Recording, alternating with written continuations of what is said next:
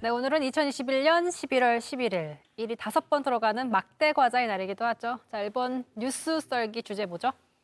네, 오늘 준비한 뉴스 썰기 바로 이겁니다.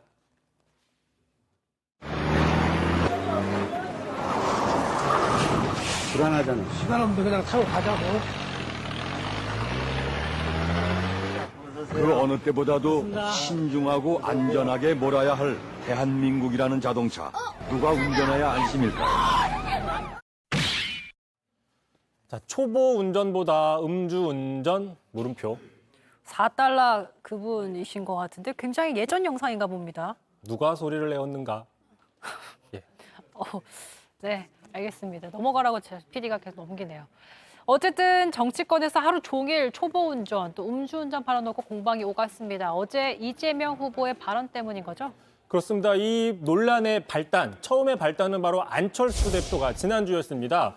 자, 여야의 지금 후보들을 보니까 모두 음주운전자와 초보 운전자 중에 선택을 강요받고 있다라고 하면서 각각 이재명, 윤석열 후보를 공격을 한 거죠. 자, 그러다 보니까 어제 이재명 후보가 관훈클럽 토론회에서 직접 해명을 한 겁니다. 들어보시죠. 저는 음주운전 경력자보다 초보운전 경력자가 더 위험하다고 생각합니다.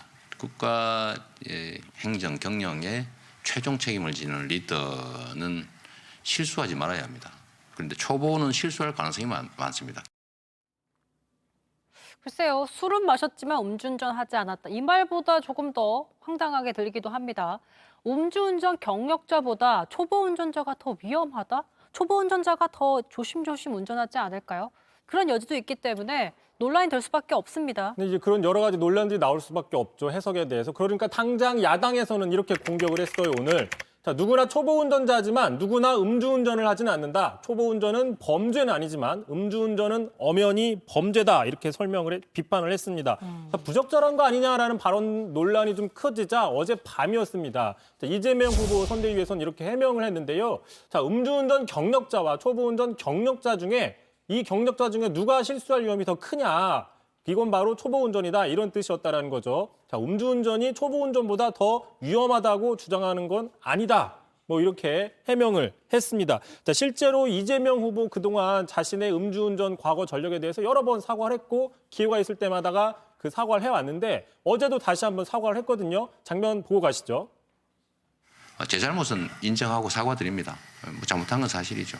그러나 그 이후로는 특히 공직자가 된 이유로는 그런 실수하지 않는다는 점을 좀 배려해 주십사 말씀드립니다. 그러니까 이 후보의 설명을 보면 음주운전 전력이 있지만 여러 번 사과했고 운전 경력만 놓고 보면 초보 운전자보다는 자신이 좀 더 운전해봤기 때문에 음주운전 경력이 있을지라도 더 잘할 수 있다. 이런 뜻이잖아요. 뭐 바로 그렇습니다. 자, 음주 전력이 아니라 운전 경력만 놓고 보면은 자신이 경력이 더 많기 때문에 실수할 위험이 적다. 뭐 이런 뜻을 설명하려고 했다라고 해명을 했습니다. 그 총괄특보 담당이죠. 정성호 의원도 오늘 아침에 자, 이재명 후보 술 깬 지 이미 오래됐다. 이렇게 얘기를 하면서 운전 실력이 상당히 좋은 사람이라고 해명을 했어요. 자, 하지만 어쨌든 간 이렇게 캠프 측에서 추가 설명을 내놓는 이 상황. 어떻게 보면 초반, 처음 발언이 좀 부정확했다 설명이 이런 논란을 자초했다. 뭐 이런 측면은 좀 피할 수 없다 볼 수 있는 거죠. 아무튼 이번 논란의 그 기반에는 대선 때마다 나오는 초보 프레임이 깔려 있는 것 같습니다. 상대는 어떤 정치 경력이 없어서 초보라고 좀 불안하다 이렇게 프레임을 씌우면서 나는 오랜 경력이 있기 때문에 노련하다 이런 프레임으로 굉장히 사실 많이 봤던 그림이기도 해요. 네, 많이 본 겁니다. 그렇습니다. 초보에게 국가 경영을 맡길 수 없다. 나는 노련하다. 뭐 이런 프레임. 그 2002년 대선 사례 한번 보길 텐데요. 한번 보고 가시죠. 대한민국이라는 자동차. 누가 운전해야 안심일까? 한순간의 인기가 대통령의 자질이 될 수는 없습니다. 어떤 선택이 안전한 선택인가? 여러분이 더 잘 아시지 않습니까? 나라다운 나라 이회창과 함께 만듭시다. 저 광고가 바로 당시에 이회창 후보가 노무현 후보를 초보라고 공격할 때 썼던 광고였던 거죠. 아, 그랬군요. 자, 반대입니다. 바로 이에 대항하는 그 프레임이 바로 준비됐다, 든든하다 이 프레임인데 대표적인 게 97년 대선 때 김대중 대통령이 썼던 거죠.